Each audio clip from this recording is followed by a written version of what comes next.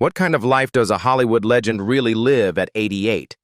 From a Beverly Hills mansion turned Balinese paradise, to surprising details about his marriages and children, and even the truth about a $9 million fortune, Billy Dee Williams' story isn't what you might expect. Behind the smooth charm is a man who says, "At this stage in my life, I don't need to apologize for anything." So what does life look like now for the icon? Let's take a closer look inside his house, his family, and the wealth he's built. What is Billy Dee Williams' net worth and salary? Billy Dee Williams has built a net worth of around $9 million, a fortune earned across decades in film, television, music, and even advertising. Unlike many actors of his era who found themselves typecast or left behind by Hollywood, Williams maintained steady visibility thanks to his versatility and undeniable charm. His early film roles in the 1970s, including Brian's Song, 1971, and Lady Sings the Blues, 1972, opposite Diana Ross, brought him critical recognition. But it was his turn as Lando Calrissian in The Empire Strikes Back, 1980, and Return of the Jedi, 1983, that made him a household name. While exact figures aren't widely published, actors in supporting roles of blockbuster franchises at that time often earned six-figure salaries. Industry insiders estimate Williams's paycheck for The Empire Strikes Back to have been around $500,000 to $750,000, with additional earnings from merchandising and residuals adding to his long-term wealth. Outside of Star Wars, Williams supplemented his income with guest spots, television work, and endorsements. In the 1980s, he became a pitchman for Colt 45 malt liquor, a campaign so iconic that it brought him both controversy and a hefty payday. Commercial contracts like those could earn stars up to $1 million per year, a significant addition to his acting income. Williams also earned money as a singer and stage performer, though those revenues were smaller compared to his Hollywood paychecks. In later years, he remained financially stable through appearances at conventions, autograph signings, and cameos, all of which command impressive fees for a beloved cult figure like him. Inside Billy Dee Williams' $13 million former Beverly Hills home. Billy Dee Williams' former Beverly Hills home has once again found its way into the spotlight, this time with a jaw-dropping $13 million price tag. Perched on Loma Vista Drive in the coveted Trousdale Estates, the six-bedroom, six-bath property was Williams' longtime residence before he sold it in 2012 for just $2.79 million. What has happened to it since makes the story even more fascinating. The buyer, artist provocateur Michael McNeely, later transferred ownership to Lifeline Circuit LLC, an entity tied to his partner, London-based designer Katie Heidi. It was Heidi who reimagined the 1961 mid-century tiki modern, giving it a total transformation into what's now described as a Balinese modern oasis. Her vision brought in lush courtyards, expansive patios styled as Zen gardens, and a serene pool pavilion that doubles as a yoga studio, meditation space, or guest house. Unlike the sleek, glassy, white box mansions that dominate Los Angeles luxury real estate, this 6,000-square-foot retreat offers warmth and character. Floor-to-ceiling glass walls flood the home with natural light, while the half-acre grounds were extensively landscaped for privacy and tranquility. 2 master suites, 4 additional ensuite bedrooms, and a gated motor court with parking for 6 cars make it as functional as it is stylish. Inside, the home bears McNeely and Heidi's creative fingerprints. Large-scale portraits of cultural icons like Bob Marley, Mick Jagger, and Jim Morrison adorn the walls, blending art with architecture. McNeely, founder of SkyTag, is notorious for his oversized, super graphic advertising banners that drape across skyscrapers, often illegally, and sometimes leading to lawsuits with the city of Los Angeles. His penchant for controversy dates back decades. In 1991, after Magic Johnson revealed his HIV diagnosis, McNeely projected the words "Do or Die" across the Playboy building in West Hollywood, with a torn condom wrapper dotting the I. The home also carries the cachet of its neighborhood. Trousdale Estates has long been synonymous with celebrity glamour. Elvis Presley, Frank Sinatra, and even President Richard Nixon once called the area home. Today, stars like Jennifer Aniston and Vera Wang continue the tradition. Billy D. Williams's car collection. Smooth on screen and equally stylish off it, Billy D. Williams has always had a taste for the finer things in life, and his cars were no exception. Over the decades, the Star Wars legend has built a reputation for favoring vehicles that balance luxury, power, and timeless design. His collection may not rival that of professional car collectors, but the models he has owned reflect his signature charm. One of Williams' most iconic rides was the Rolls-Royce Silver Shadow, a car synonymous with Hollywood glamour in the 1970s. Known for its quiet ride and impeccable craftsmanship, the Silver Shadow came with a hefty price tag. Back in its prime, it cost around $25,000, equivalent to nearly $200,000 today. Williams was often seen behind the wheel, exuding the same sophistication off-screen as he did in his roles. He also had a passion for American classics. A proud owner of the Cadillac Eldorado, Williams enjoyed the comfort and prestige of the luxury coupe. The Eldorado, one of Cadillac's flagship models, sold for around $10,000 in the late 70s, about $45,000 in today's money, and remains a prized collector's piece. Another standout in his garage was the Mercedes-Benz SL Roadster, a sleek convertible that perfectly matched his reputation as one of Hollywood's smoothest leading men. At the time, the SL Roadster sold for around $45,000, equivalent to over $150,000 today, and still ranks among the most sought-after classic Mercedes models. Williams's taste wasn't just about flashy exteriors, it was about presence. His cars were statements, much like his wardrobe and performances. Each vehicle reflected a moment in his career when he was at the height of his fame, from Lady Sings the Blues in the 1970s to his unforgettable turn as Lando Calrissian in Star Wars. Today, collectors value cars like the Rolls-Royce Silver Shadow, Cadillac Eldorado, and Mercedes SL in pristine condition for anywhere between $50,000 to over $200,000, depending on rarity and restoration. For Billy D. Williams, they weren't just investments, they were extensions of his identity. Elegant, powerful, and unforgettable. A legend in the making, the rise of Billy D. Williams. William December Billy D. Williams, Jr.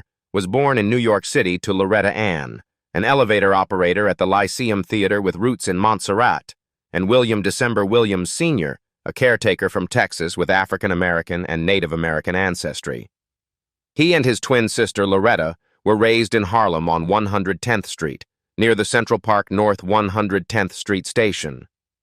Their parents often worked multiple jobs, so their maternal grandmother played a central role in their upbringing. Culture and creativity filled the household. Loretta Ann had studied opera for years and dreamed of making it in the movies. She passed her love of the arts to her children, surrounding them with music, theater, and painting. It was no surprise that Billy D. developed an early passion for art and performance. At just 7 years old, thanks to his mother's connections at the Lyceum, he made his Broadway debut in The Firebrand of Florence, a Kurt Weill and Ira Gershwin operetta starring Lotte Lenya. Though he found the role dull, it marked his first step onto the stage. As a teenager, Williams attended Booker T. Washington Junior High School, where he dreamed of becoming a painter. He later graduated from LaGuardia High School of Music and Art and Performing Arts in 1955, majoring in visual arts. The school would eventually inspire the movie and TV series Fame. Williams earned a 2-year scholarship to the National Academy of Fine Arts and Design, studying classical principles of painting. By his late teens, he had already been nominated for a Guggenheim Fellowship and won a Hallgarten Prize for Artistic Achievement. But art supplies weren't cheap, and to pay for them, Williams turned to acting. What began as a side hustle soon grew into a calling. He studied the Stanislavski method at the Harlem Actors Workshop, run by blacklisted actor Paul Mann, where he learned under figures like Sidney Poitier. In the early 1960s, Williams began to focus all his energy on performing. After years of struggling through small roles, extra work, and stage productions, he finally started landing major off-Broadway and Broadway parts, including a breakthrough in A Taste of Honey.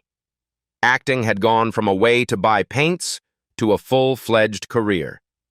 Beyond the Galaxy. Diverse roles and achievements. Billy Dee Williams's career gathered momentum in the late 1950s and early 1960s. He made his film debut in The Last Angry Man, 1959, opposite Paul Muni, playing a troubled young delinquent. Around the same time, he returned to Broadway, appearing in The Cool World, and later A Taste of Honey in 1960. Yet breaking into film proved frustrating. Hollywood offered few leading roles to black actors, and most of the opportunities he longed for went instead to Sidney Poitier. Williams enjoyed the stage and television, but he admitted the slow climb in movies weighed on him. During this period, he turned briefly to LSD, which he later said helped him unlock parts of himself. "I wasn't doing it to get high. LSD saved my life. It let me get inside of myself." Beyond that, he avoided drugs altogether. His breakthrough came in 1971 with the television movie Brian's Song, where he portrayed football star Gale Sayers opposite James Caan's Brian Piccolo. The moving story of interracial friendship amid tragedy resonated with audiences nationwide. Both actors earned Emmy nominations, and Williams later called it the role he was most proud of. It was a love story, really, between two guys, without sex. It ended up being a kind of breakthrough in terms of racial division. Brian's Song led to a 7-year contract with Berry Gordy's Motown Productions, and Williams soon became one of the most recognized black leading men of the 1970s. In 1972, he starred opposite Diana Ross in Lady Sings the Blues, portraying Billie Holiday's husband, Louis McKay. The performance cemented his status as a sex symbol, with the New York Times dubbing him the Black Clark Gable. Motown reunited him with Ross in Mahogany, 1975, further boosting his popularity. Throughout the decade, he balanced film and stage work, even portraying Martin Luther King Jr. in the Broadway production I Have a Dream, 1976, and leading the biopic Scott Joplin, 1977. But his most iconic role came in 1980, when he joined The Empire Strikes Back as Lando Calrissian, becoming the first African-American actor to appear in the Star Wars saga. He reprised the role in Return of the Jedi, 1983, and voiced Lando in its audio adaptations. Between the Star Wars films, Williams starred with Sylvester Stallone in the gritty thriller Nighthawks, 1981, and later returned to Broadway in 1988, replacing James Earl Jones in August Wilson's Fences. His Hollywood career took another turn when he appeared as District Attorney Harvey Dent in Tim Burton's Batman, 1989. Originally, the role was expected to evolve into Dent's villainous alter ego, Two-Face, in future sequels. But Williams was replaced when the franchise shifted directors, with Tommy Lee Jones ultimately taking the part. Williams later clarified rumors that he had been bought out. "You only get paid if you do the movie. I had a 2-picture deal with Star Wars. They paid me for that, but I only had a 1-picture deal for Batman." Decades later, Williams finally got to inhabit the character in a different way, voicing Two-Face in the Lego Batman movie, 2017, a playful nod to what could have been painting.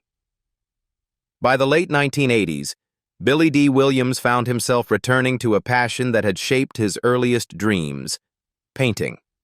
After decades of focusing on acting, he began devoting serious time to his art once again. In 1988, while performing on Broadway in August Wilson's Fences, stepping into the role James Earl Jones had originated, Williams reconnected with New York's vibrant art world. The city's energy, combined with a renewed friendship with fellow artist Peter Max, reignited his creative fire. Within just 2 years, Williams produced more than 120 original works. His paintings quickly attracted attention. In 1991, he held his first solo exhibition, which opened the door to a steady series of shows across North America and, eventually, around the world. His style, which combined acrylic brushwork with delicate airbrushing, as well as occasional forays into oils and mixed media, set his work apart. One of his self-portraits, painted in 1993, now hangs in the Smithsonian's National Portrait Gallery in Washington, D.C., underscoring his dual legacy as both an actor and visual artist. Williams's work often celebrated African American history and culture.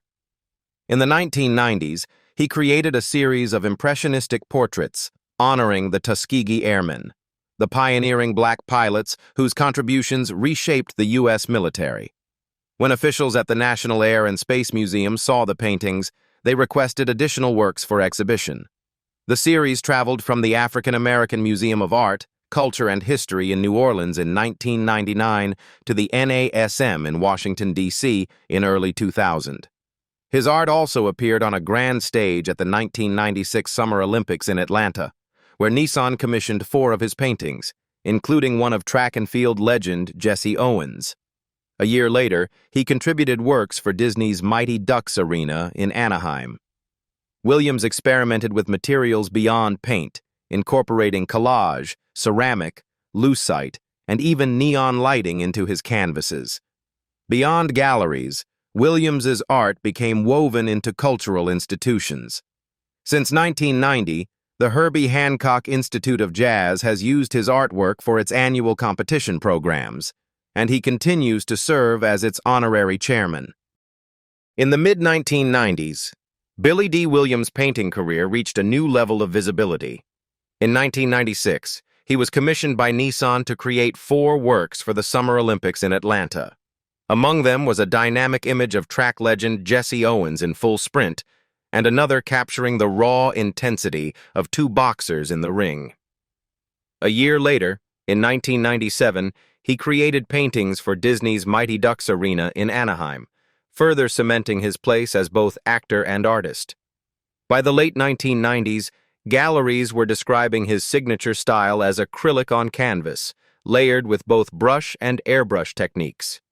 He wasn't afraid to experiment either.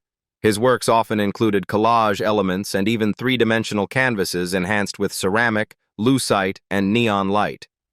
Williams himself called his art abstract reality, sometimes describing it as impressions/expression, a blend of realism and abstraction that allowed him, in his words, a lot of space to play in. His connection to Star Wars also crossed into his art. With George Lucas's permission, Williams created and sold lithographs of a Lando Calrissian montage, giving fans a rare chance to own his visual interpretation of his most iconic role. By 2001, his paintings were selling for an average of $10,000 to $35,000, over $60,000 in today's money. That same year, he joined the Academy of Motion Picture Arts and Sciences, a Community of Angels project, painting a 7-foot angel sculpture that was displayed in Los Angeles before being auctioned to raise money for youth programs. His influences ranged widely, from Edward Hopper and M.C. Escher to Frida Kahlo, Tamara de Lempicka, Thomas Hart Benton, and the bold, vibrant forms of African art. Williams' works are now included in the Schomburg Center for Research in Black Culture in New York and the American Jazz Museum in Kansas City. By 2019, he had completed around 300 paintings, which he views as his enduring legacy. For Williams, painting is more than a career. It is deeply personal. "Either I want to drop dead with a paintbrush in my hand," he once said, "or I want to drop dead doing a soliloquy on stage." Music. In 1961, Billy D. Williams briefly stepped into the world of music, recording a jazz LP for Prestige Records titled Let's Misbehave. The album, named after its second track, featured Williams's smooth renditions of swing standards. Among them was the first-ever vocal recording of A Taste of Honey, a song by Bobby Scott and Rick Marlowe that would later be made famous by the Beatles on their 1963 debut album, Please Please Me. Williams also had the distinction of being the first to sing the number in the United States, performing it on Broadway opposite Joan Plowright in the original production of A Taste of Honey. Though he never considered himself a full-fledged singer, the album found modest success and kept his name circulating beyond stage and screen. Years later, its impact even earned him an appearance on Motown 25. Yesterday, Today, Forever in 1983, the iconic television special that celebrated Motown's legacy. Reflecting on the project, Williams admitted, "Recording it was sort of a lark. I did some singing in clubs for a moment, and then I stopped. I have too much respect for singers to really think that I'm a singer." Still, the record endured. It was reissued on CD and later made available digitally in 2014. Nearly 3 decades later, in the early 1990s, Williams returned to the microphone for a different cause. He joined a star-studded lineup on the charity single Voices That Care, released during the Gulf War to honor U.S. troops serving in Operation Desert Storm and to support the International Red Cross. The song struck a chord with audiences, climbing to number 11 on the Billboard Hot 100 and number 6 on the Adult Contemporary chart. With its massive sales, the single went platinum, making Williams, alongside his celebrity collaborators, not only a charting artist, but a platinum recording one as well. Personal life. Billy Dee Williams' personal life has been as eventful as his career. He has been married 3 times and is the father of 3 children, as well as a grandfather of 2. His first marriage was to Audrey Sellers in 1959. The union ended after a few years, but it left Williams deeply shaken. He later admitted, "There was a period when I was very despondent, broke, depressed. My first marriage was on the rocks." From that relationship, he had a son, Corey D. Williams, born in 1960. Corey would later make a mark of his own, even serving as his father's stunt double during Return of the Jedi. In 1968, Williams married again, this time to model and actress Marlene Clark. The couple wed in Hawaii, but their marriage lasted only 3 years, ending in divorce in 1971. Around the same time, Williams made a major life change, leaving New York City and relocating permanently to California, where Hollywood opportunities beckoned. His third marriage, and longest, began on December 27, 1972, when he wed Teruko Nakagami.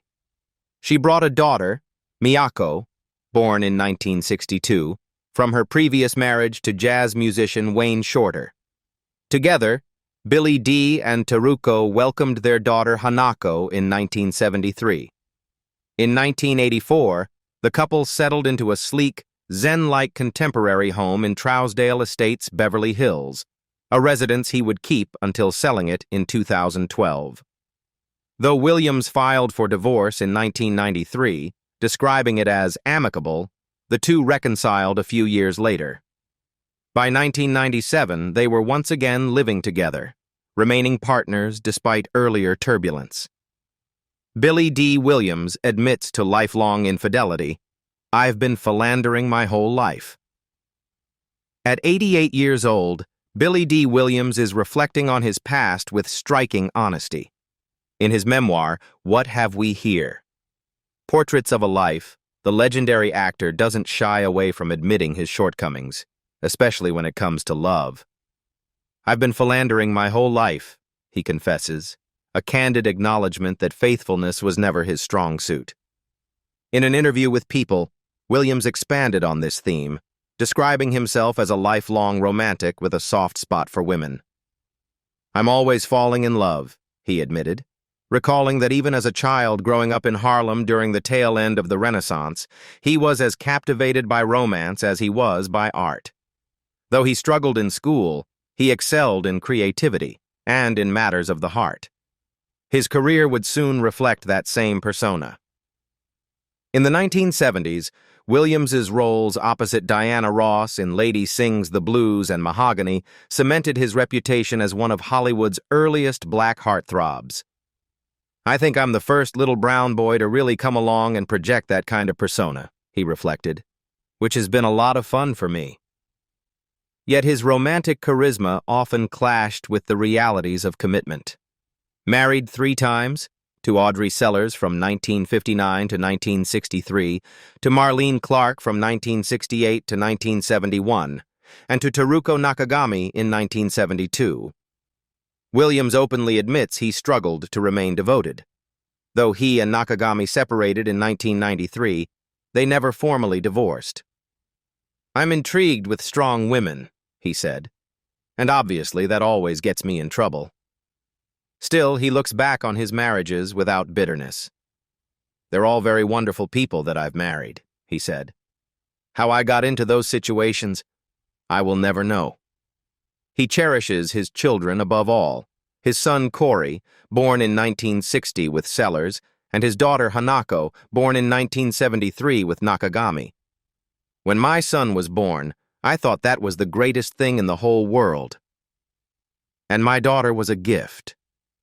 For Williams, the journey of love has been complicated, but his candor about it is as smooth and unfiltered as the man himself. Gender identity. In 2019, Williams made headlines when, in an interview, he openly spoke about embracing both his masculine and feminine sides, casually switching between pronouns.